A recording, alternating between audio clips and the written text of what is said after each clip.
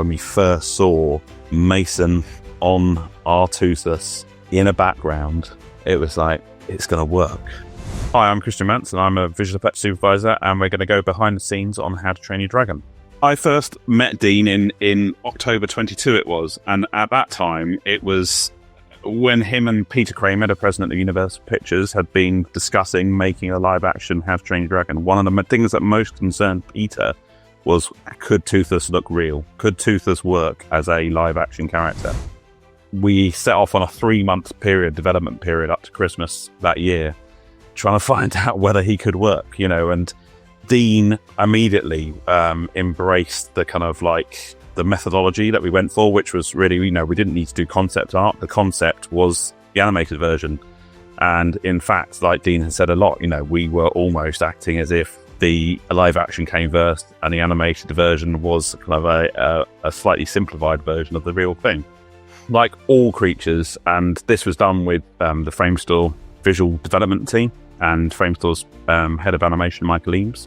We just approached stuff by just looking at real things, real animals. As they had looked at salamanders and lizards and manta rays for the wings, looking at black panthers, the cat videos, all those sort of things for his character and also some of his anatomy. One of the biggest challenges was how his jet blackness, because there's not much in nature that is actually jet black. So we were looking at, references of snakes and lizards that are kind of blackish, but we started introducing just small things like flesh colours around little bits under the nose, a bit on the belly, bits between all the scales on the head. We added iridescence and all that sort of stuff. But all of those sort of visual cues that make it feel more real, but also looking at real animals, proportion-wise, scaling down the head, making the neck a bit longer. He's a lot bigger. The original, I think in the animated movie, they cheated a lot, but generally he was about 12 foot long. Our Toothless was about 34 foot long. And we looked at bats for the wings, and the architecture of the wings. He had about a 70-foot wingspan in our film. So we were looking at skulls and skeletons and whether he, should he have 2 scapulars? Should he have a single scapula because he's got a wing and legs? Should his eyes just be normal size? Definitely no. And Dean was very specific about what, and we knew, what broke the character. I'm used to having worked on stuff with other Wizarding World stuff like Dobby, even where, where you've got to kind of honor the original, but try and make it look real and feel real. One of the references, the key references for Peter, was the hippogriff from Harry Potter, because that was a creature that felt real. It was a fantasy creature. It's half eagle, half horse. But in those shots, which luckily I had worked on, Michael had worked on, the Framestore created, it just feels real, and that connection with Harry in those scenes feels real because it's just a real animal. It's not a character. I think the aim and hopefully the success of what we did is people feel it's the same Toothless, but he was actually very different. When you actually put them side by side, the flying was one of the most. It was that was always going to be a challenge. Particularly Test Drive, that very central core sequence at the center of the movie was, I think, when I rewatched the film again, you knew that was going to be, one of the biggest challenges. I kind of knew that obviously we'd have to stick actors on something and then we'd be sticking them on top of a dragon and we'd be sticking them in the background. But finding the recipe of all of that took a little while. And really it started by, again, from previous experience, I really wanted to start with the backgrounds. So the backgrounds, we went off very early, right at the very, very beginning of soft prep. We went off there was myself, Dean, Dominic Watkins, the production designer, Bill Pope, the cinematographer, Adam Siegel, and David Kane, the producer and executive producer. We went off and did a recce for about 3 weeks, and we went to the Faroe Islands, Iceland, and Scotland. We were lucky enough to be, exploring them via the ground, but also by helicopter. And really, the feeling of flying around in that helicopter, certainly as I was watching Rock Canyon zoom past my window and seeing rotor blades just about, immediately that's what you want the audience to feel. We went back. Dean and Dom had kind of chosen locations that they really liked, canyons and whatever. So we went back. I went back with Jeremy Brabham from Helicopter Film Services, Dominic Ridley from Clear Angle, and we filmed. So we filmed plates all on the Alexa LF, but then Dom had his camera lens outside, stills camera lens out of the helicopter window, and he shot thousands of photographs, I mean thousands and thousands of photographs of every location. So we had photogrammetry capture of about 30 different locations. So very early on, we could give that to Framestore so that when we started previs, which of course was the next stage, was beginning to find out what our cinematography was. And with Dean and Bill, we really wanted to look at real world photography. You know, one of the first videos I brought up was somebody speed parascending, you know, GoPro footage of zooming down a rock, you know, somewhere in the Alps and nearly killing himself.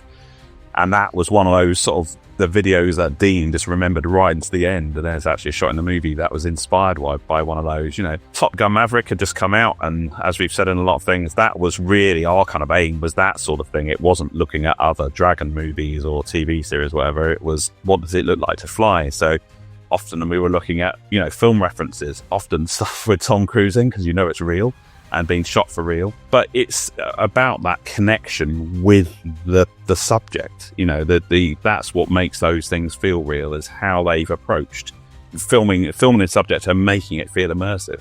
And so that really inspired us in the previs. We started with the animated movie as a basis. So for Test Drive, for example, we chopped that up and began to block out something with our Dragon and our Hiccup and our environments. And then we began to sort of, right, let's change the lens to our lens pack. Let's begin to explore maybe sort of long lens. So we started by, you know, looking at things like helicopter photography, and often stuff can feel very real if it's long lens. So you get a lot of wrap and a lot of compression. So you get a lot of separation of the landscape and the subject. Connecting, how could we connect the camera to like a bonnet mount on a camera or a pillion mount on a motorbike? So it was all of that stuff that was inspiring our previs as we went along. And alongside all of that, animation was going on. So we were animating out all of the key stuff that Toothless needs to do on the ground at the same time as finding flight cycles that worked, sticking a Hiccup and Astrid on the back of him to find out how big he had to be. So along that journey, one of the keys to that is that the backgrounds had to be digital, because we couldn't shoot a plate and then be governed, the plate govern the action. We had to let Toothless govern the action. So that definitely set Framestore off on the task of building those environments and getting those up to scratch. But also then, how were we going to drive the gimbals? And the gimbals, in the end, we worked with Alistair Williams' team from London and they had done, you know, things like Fast and Furious on with these gimbals. So it's a standard 6-axis gimbal, but on top of that, we had an articulated butt for every Dragon. And the innovation really here was that I had this gut that could we, as we were remaking a digitally animated movie for the first time, could we do it as analog as possible? And usually when you're doing that sort of work, you're governed by your acting between here and here, and the camera's going to do this, and the butt will do this, and then cut. Here we had, you know, the connection between Hiccup and Toothless as a horse and rider was key, and there was an awful lot of acting to do. Oh, God! So, working with SFX, we sent them our Hiccup model, our Toothless model, and Hiccup model probably, but Toothless model, and started sending animation cycles over there.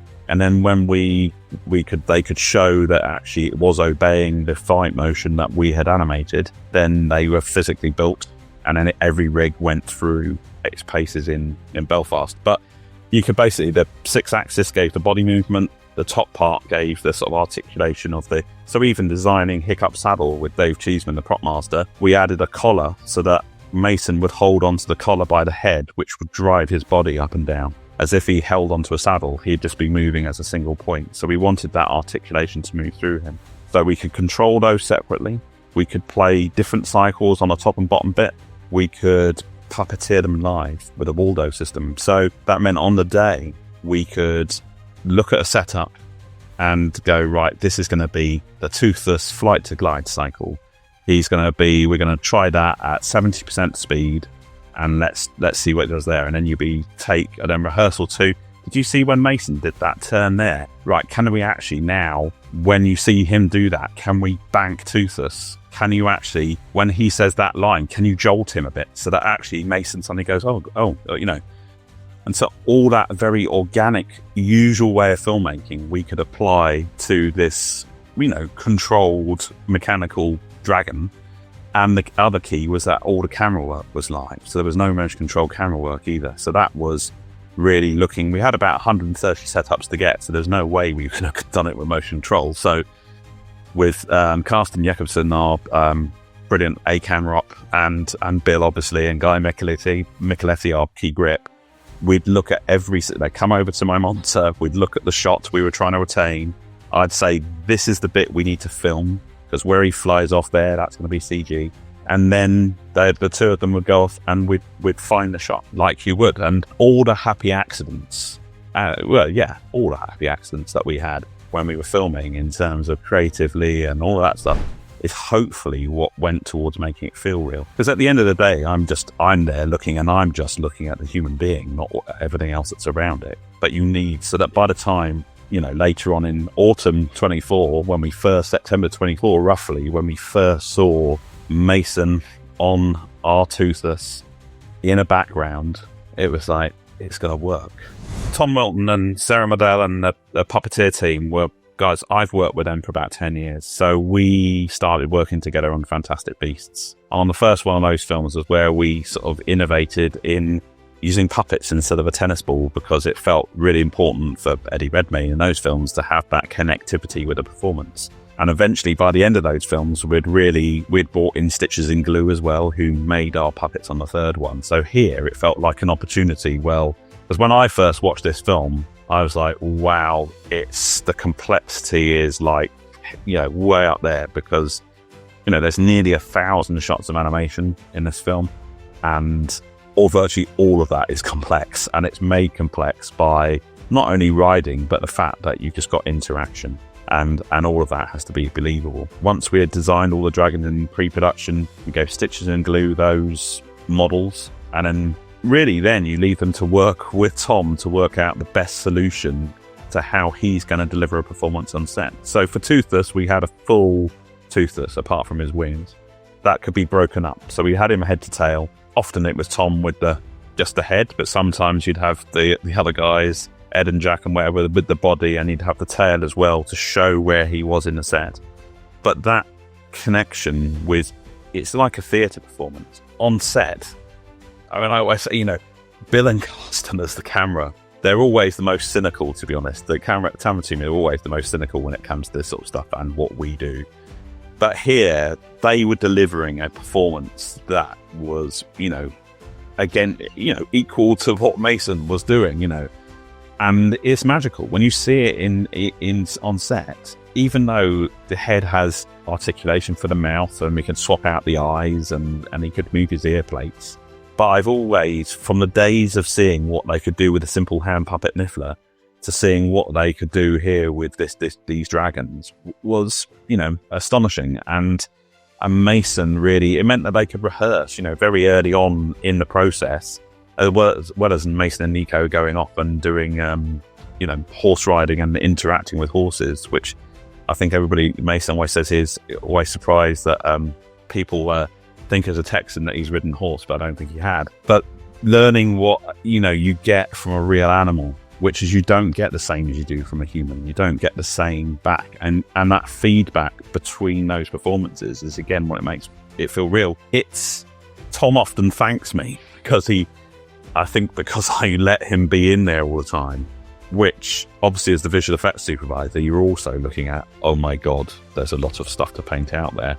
But for me, if that connection isn't there, it doesn't matter how well we animate it, how well we render it, it just doesn't look real, because you know that they're not really feeling it, With Toothless as well, they puppeteered him whenever they had to get on or off Toothless. That was puppeteers carrying a torso of Toothless with Nico and Mason on top, working with stunts. They even then collaborated, with some of the flying stuff, because there we had moments like the thanks for nothing you use for this reptile moment where Toothless spins.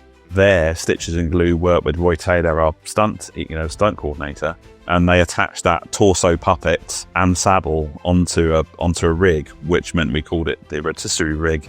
which meant that we could stick the actors on, mount a camera to that rig, and then spin them for real. And I think for Nico, I don't think she was expecting 4 times, but just that, again, the real gravity, that real inertia, and the real screaming, that you got, just makes that bit feel real. So you know that we've then got a lot to do to try and make what's supporting that real.